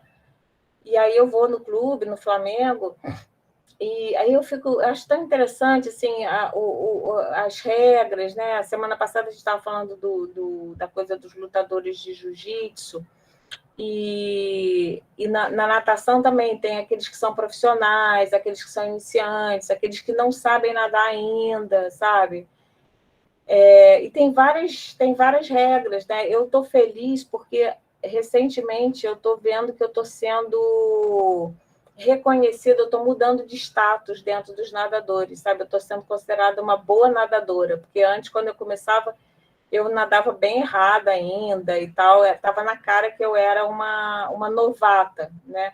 Agora eu já estou sendo reconhecida como uma nadadora experiente, sabe? E aí isso abre outros caminhos de pessoas perguntarem coisas técnicas. E aí, quando você faz a virada, você faz isso aqui, você está fazendo 4x3 ou 4 isso aqui, aí a respiração, entendeu? Então, é legal, né? Você vai conhecendo os jargões, as expressões, sabe? A rotina, quantas vezes as pessoas nadam, quantos metros as pessoas nadam, com que frequência, que horário, o que significa a pessoa que nada no final de semana, não nada. Enfim, é bem legal. Embora trabalhasse mais estritamente com o DOC do que com qualquer outro indivíduo, sempre procurei o líder dos grupos que estivesse estudando. Necessitava não só do seu apoio, mas também da sua colaboração ativa no meu estudo, visto que tais líderes ocupavam a posição na comunidade que lhes permitia observar melhor do que seus seguidores o que acontecia, e que eram, em geral, observadores mais perspicazes do que seus seguidores. Descobri que tinha muito a aprender através de uma colaboração maior com eles, né? Isso é bem evidente, né? Eu havia sido treinado nos métodos de entrevista e a não discutir com as pessoas ou julgá-las. Isso aqui é evidente, né? Então, se você vai fazer a tal pesquisa sobre a cola, né? Por exemplo, você vai na entrevista, você não vai discutir com a pessoa e vai dizer assim, mas você não devia colar, isso é muito feio, você tem que parar de colar. Não, você quer saber como é que são as regras da cola, como é que você vai falar isso para o camarada, né? Isso correspondia às minhas inclinações as minhas inclinações pessoais. Estava disposto a aceitar as pessoas e a ser aceito por elas. De qualquer modo, esta atitude não transpareceu muito nas entrevistas, porque fiz poucas entrevistas formais. Isso aqui é um aspecto muito interessante. A gente já trabalhou isso, né? Que a pesquisa etnográfica tem uma parte que é do olhar e do escutar, que faz parte disso que a gente chama observação participante, né? E tem uma outra fase ainda no ouvir, que é a fase das entrevistas semi-estruturadas. A gente comentou isso na semana passada. E também comentamos que as entrevistas elas são úteis, em alguma medida, mas são muito mais interessantes as declarações espontâneas que a gente consegue colher durante a observação participante, fora de uma entrevista formal, né? Porque fora da entrevista formal, as pessoas dizem coisas de uma forma mais espontânea, mais sincera. E aí a gente consegue compreender coisas, entendeu? Por exemplo, sei lá, no caso dos bebês, né? Nessa outra pesquisa que a gente está imaginando aqui, talvez você descubra que tem, sei lá, o lugar onde os pais se sentam para esperar a entrega dos bebês e o tempo que os bebês estão adaptando, né? E aí os pais podem ficar lá uma horinha e tal. Aí eles conversam entre eles. E aí eles vão falar coisas e podem falar coisas mais sinceras do que diriam numa entrevista, né? Então, isso é interessante. Procurei demonstrar essa disposição para aceitar as pessoas e a comunidade através de minha participação cotidiana. Aprendi a tomar parte das discussões de rua sobre beisebol e sexo, que era a conversa que se tinha. Então, você tem que aprender. Então, por exemplo, eu, quando vou num salão de beleza fazer unha, que é uma coisa raríssima de acontecer, o que você tem que fazer? Você tem que conversar sobre as fofocas do Big Brother, não sei o quê, porque é aquilo que rola ali, né? Então, para você interagir, você tem que aprender o que aquele grupo fala, né? Isso não requeria um treinamento especial, pois esses temas parecem ser de interesse quase universal, beisebol e sexo, segundo ele. Não estava apto a participar tão ativamente das discussões sobre corrida de cavalos. Ele parecia não entender muito. Comecei a acompanhar as corridas de maneira vaga e amadora. Estou certo de que deveria ter dado mais atenção ao Morning Telegraph, né, que deve ser um jornal, e a outros jornais de corrida. Ainda assim, meu conhecimento de beisebol me garantia a participação nas conversas de esquina, né? Então, você tem que ter algum papo, você não pode chegar no lugar. Então, o pesquisador ele tem que aprender um pouco da cultura local previamente, né? Para ter uma conversa ali, porque senão, como é que você vai entrar na conversa, tá? Essa coisa do jogo aqui no bairro também tem os jogadores de corrida de cavalo, e é muito interessante, porque eles se encontram num bar e eles ficam... É um trabalho, assim, eles ficam super sérios analisando esses jornais que aparecem... não sei se vocês já viram um jornal de corrida de cavalo. Aparecem os páreos com os cavalos, as descrições dos cavalos e tal, aí eles ficam apostando, são profissionais de aposta, né? Não é assim uma coisa amadora. Embora me esquivasse de expressar opiniões a respeito de temas delicados, descobri que discorrer sobre certos assuntos fazia parte do padrão social e que dificilmente alguém poderia participar de um debate sem se envolver. Então, essa ideia de que você vai... que o pesquisador tem que ficar neutro, não pode dar sua opinião, uma furada, né? Porque se você fica sem dar opinião nenhuma, você vai parecer o quê? Um espião, né? Uma coisa estranha, né? Então, você tem que tentar participar. Frequentemente surpreendia-me envolvido em discussões acaloradas, porém afáveis, sobre o mérito relativo de alguns dos principais jogadores e empresários de beisebol. Sempre que alguma moça ou grupo de moças descia a rua, os companheiros da esquina anotavam mentalmente e mais tarde discutiam as avaliações feitas sobre as garotas. Esses julgamentos, em geral, tendiam a ser em termos das formas das mulheres, e eu ficava satisfeito por argumentar que Mary era mais bem feita do que Anne ou vice-versa. Naturalmente, caso um dos rapazes estivesse enamorado de Mary ou Anne, nenhum comentário poderia ser feito, e também eu deveria me esquivar do assunto, né? Então, aqui, além de descrever nesse texto, além de descrever as regras da cultura que ele estava observando, né, ele, sobretudo, nesse texto aqui, ele vai descrevendo as regras de como você deve se comportar como um pesquisador no campo, né? São essas regras. Então, você deve falar um pouco, mas tem que prestar atenção, tem coisas que você não pode falar, né? Enfim.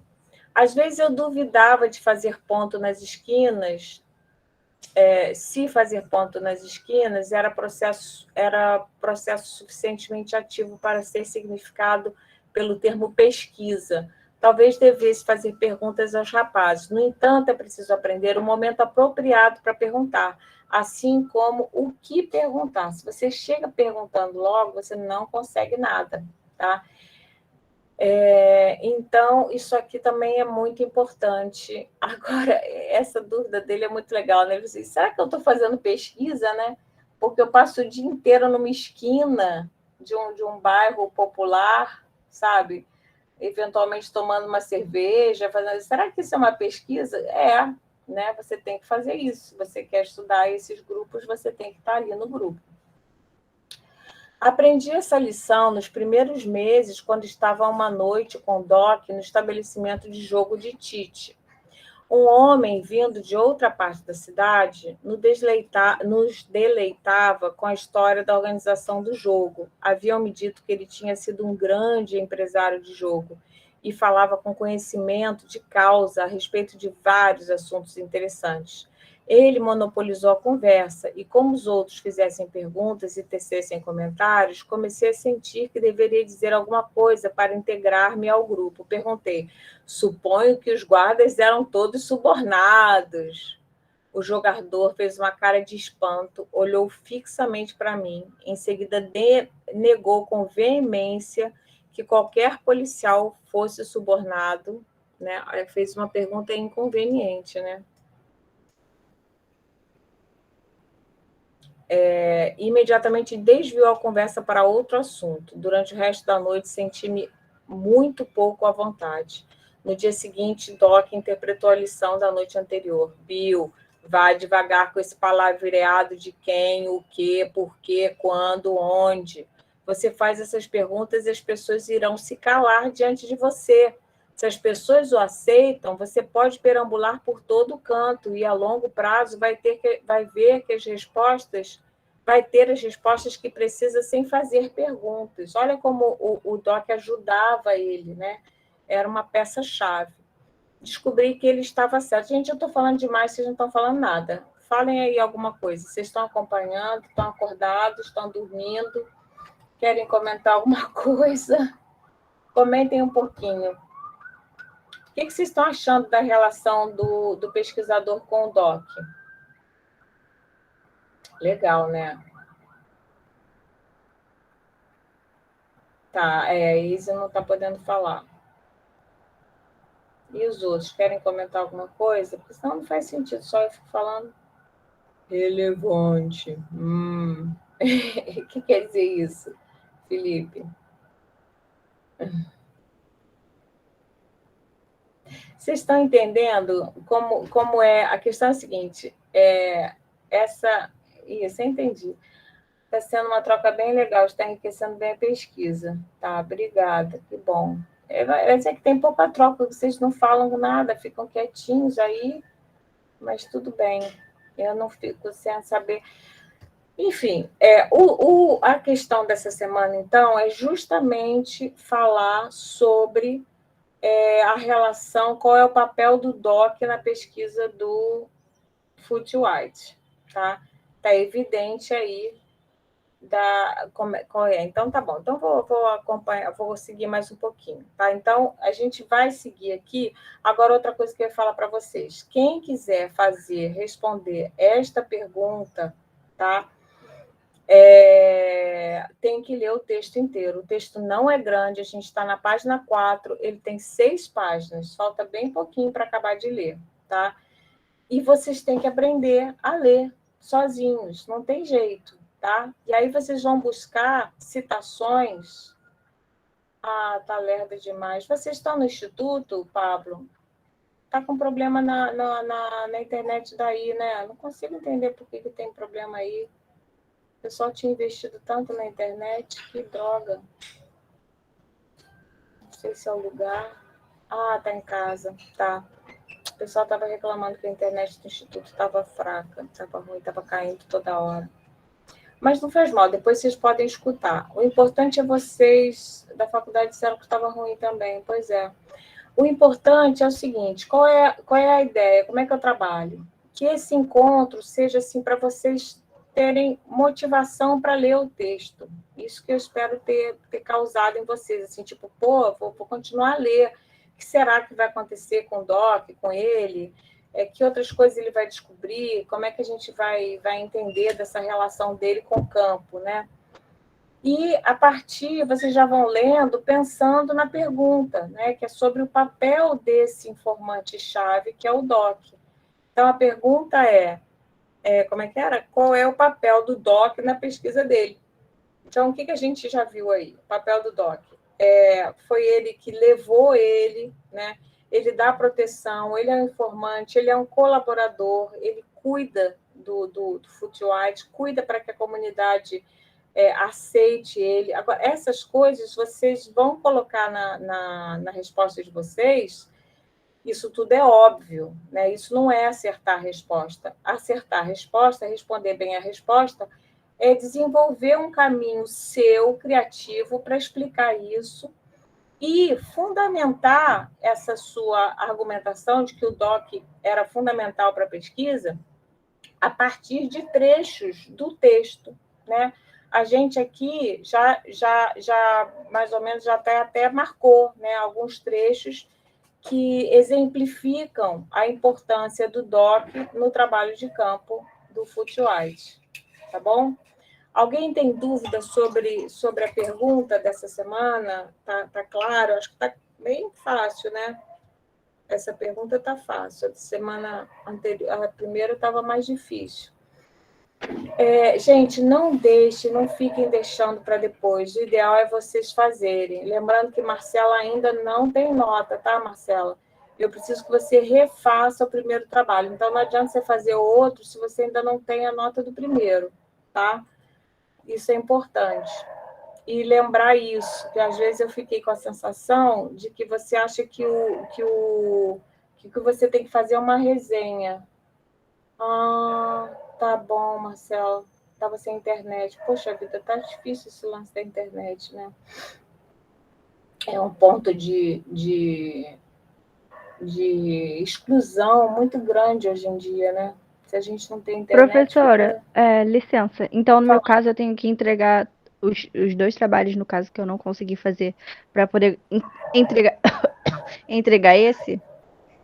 Não fez, não tem importância. Você só tem que ser obrigada a fazer 3 textos. Mas, assim, eu estou falando no caso da Marcela, porque ela entregou, tá? Só que eu pedi para ela refazer, porque tinha problema. Aí ela tem que refazer. Ela pode até fazer os outros, mas, assim, ela pode dizer assim, não quero refazer esse. Também pode, tá, Marcela? Fala assim, não fui bem, mas não estou a fim de refazer. Vou apostar nos próximos. Também pode, se quiser. O importante é que vocês tenham pelo menos 3 trabalhos bem feitos, tá? Então, quanto antes vocês fizerem, enquanto eu devolvo o trabalho para vocês sem dizer uma nota, é porque o trabalho não merece uma nota ainda, entendeu? Ele não respondeu a questão completamente, tem algum problema de conteúdo muito forte, tá? Porque tem uns que só tem um probleminha de forma. O texto tá bom, eu vou dar a nota, vou pedir para a pessoa, não precisa nem a pessoa refazer para mim, né? mas só para ela entender, tentar não errar os mesmos erros, né? A coisa da forma. Eu já mandei para vocês também um textinho dizendo quais são as regras, né? De como apresentar o trabalho, a letra, o espaçamento. Não foi muito bem, não posso fazer novamente. Pode, justamente, se você não foi muito bem, você pode fazer e deve fazer. O que eu estou falando é isso. Eu estou... Não, tudo bem. Eu estou incentivando vocês a tentar refazer. Acho que é mais legal tentar refazer do que ir fazendo novos. Quer dizer, não sei, cada um faz como quiser também. Se quiser abandonar, tipo assim, não entendi nada desse texto, achei esse texto chato, tentei fazer, não deu certo, não quero refazer, não. Vou fazer outro. Também pode, tá? Não tem problema nenhum, não. Mas esse exercício de refazer, eu acho bacana também, sabe? É um exercício importante, porque se você já leu o texto, né? Agora, não tentem. Essa é a forma que vamos ser avaliados, essa é a forma que vocês vão ser avaliados. Está tudo explicadinho no programa, na primeira aula, na segunda aula, nessa aula eu falei de novo como é a avaliação, tá? E está explicado no programa, tá? Então, vocês vão ser avaliados, vocês têm ao todo, sei lá, umas 10 atividades para fazer, mas dessas 10, vocês podem fazer as 10 ou 3. Podem fazer no mínimo 3 e no máximo todas, tá? Mas não pode fazer menos do que 3. Se fizer menos do que 3, não vai ter a nota para passar, tá? Tem que fazer 3, no mínimo 3, né? Porque mesmo que você tenha 2, se você fizer 2 e tirar 10 no primeiro e 10 no segundo, 20. 20 divididos por 3, dá para passar, né? 3 vezes 6, 18, até dá para passar com 2. 2 de 10. Mas não pode, é proibido, tem que fazer 3. No mínimo 3, tá? Porque foi a regra que eu inventei, né? O legal, eu acho legal, lembrando de quando eu era estudante, né? Eu acho que o legal é que vocês podem se organizar e fazer antes, porque tem, pelo menos vocês reclamam muito disso, né? Que os professores deixam a avaliação para o final, e que aí fica tudo no final. Então, essa desculpa vocês não têm comigo, porque vocês só vão deixar a avaliação para o final se vocês quiserem, né? Mas se vocês quiserem, vocês podem... já poderiam estar aprovados agora, né? Porque bastaria ter feito 3 trabalhos, né? Quer dizer, agora não, né? Porque as primeiras não tiveram trabalhos, essa vai ser a terceira atividade. Então, com 3 atividades, não basta fazer as 3 atividades para passar, né? Mas se você faz as 3 primeiras atividades bem e tem nota nas 3, ou refaz até ficar bom e até ter nota, você já está aprovado, entendeu? Então, aí depois você assiste às aulas de uma forma mais tranquila, né? Sabendo que, sei lá, se acontecer alguma coisa, ficar doente, ou outros professores demandarem mais atividade, vocês pelo menos já estão livres daquela, né? Livres no sentido de que já fizeram o trabalho. Então, reforçando, desses textos todos que a gente vai trabalhar, vocês só serão obrigados a ler 3, né? Menos do que isso, não pode, porque eu acho que é uma carga de leitura mínima que o estudante universitário tem que ter, são 3, né? Por que vocês são obrigados a ler? Porque não tentem fazer isso, responder a pergunta só a partir da aula, né? Tem alunos que têm essa tendência, pegam a aula, escutam a aula e a partir do que foi dito, do que eu disse, fazem a questão, vai ficar uma questão ruim, tá? Vocês vão ter que dialogar com o texto, vão ter que recortar trechos, pelo menos 3 trechos do texto. Se quiserem dialogar com outro texto anterior desta disciplina, também podem. Outra coisa que eu acho que surgiu dúvida aí. Vou até mostrar aqui, olha. Eu tinha dito no programa... Deixa eu abrir o programa de novo, que eu já apaguei. Peraí. Que se vocês associassem para aqueles que estão fazendo as 2 disciplinas, né, teriam pontos extras e tal. Mas isso só vale para o trabalho final, tá? Vamos voltar lá já. Gente, olha só, as regras são essas que estão que foram explícitas no primeiro dia e que estão escritas aqui no programa. Está tudo escrito, é só ler, né? Tem as perguntas. Que eu não botei o dia, esqueci. A observação, tá. Atividade 2, opcional, valendo 2 pontos a mais na média. Escolha uma situação de ensino-aprendizagem, escolar ou não escolar, remota ou presencial. Observe, veja, escute e escreva uma mini etnografia, por exemplo, sobre a cola, digamos. Pode ser um trabalho autoetnográfico. O trabalho pode também ser apresentado em forma de vídeo, desde que cite 3 dos textos trabalhados ao longo da disciplina e que apresente objeto, metodologia, conclusão e bibliografia. Promoção 2 em 1. Se conseguir dialogar com um texto da disciplina de POEB, o trabalho vale 2 pontos para ambas disciplinas, tá? Mas vocês não estão sendo convocados a fazer isso nas perguntas. Isso aqui é atividade 2 e é opcional, tá? Então, porque teve alguém que estava tentando no texto, qual texto? Foi no texto sobre cultura, né? A coisa da cola e tal, aí pegou o manifesto, acho que não tem a ver, entendeu? Não é, tá meio forçado, assim, não tem relação, né? Mas depois, quando a gente começar a falar com outras coisas, outros textos, talvez tenha alguma relação com as disciplinas, com os temas que a gente vai trabalhar em OEB. Mas, por enquanto, não. Isso é só no texto, nessa avaliação opcional, tá? Que vocês não precisam fazer. Então, gente, o trabalho que vocês têm que fazer é fazer 3 redações acadêmicas para 3 dessas questões, quaisquer que vocês escolham. Só que tem que ser na data. Então, por exemplo, o trabalho sobre o ver, ouvir, escutar do Cardoso acabou, tá? Porque era para ser entregue até o dia 27. Quem não fez esse, perdeu esse. Tá? Vai fazer o próximo, que é esse hoje, que é para entregar na semana que vem, no dia 4. Até a semana que vem, até o dia 4. Dia 5, pode entregar dia 5? Em princípio, não.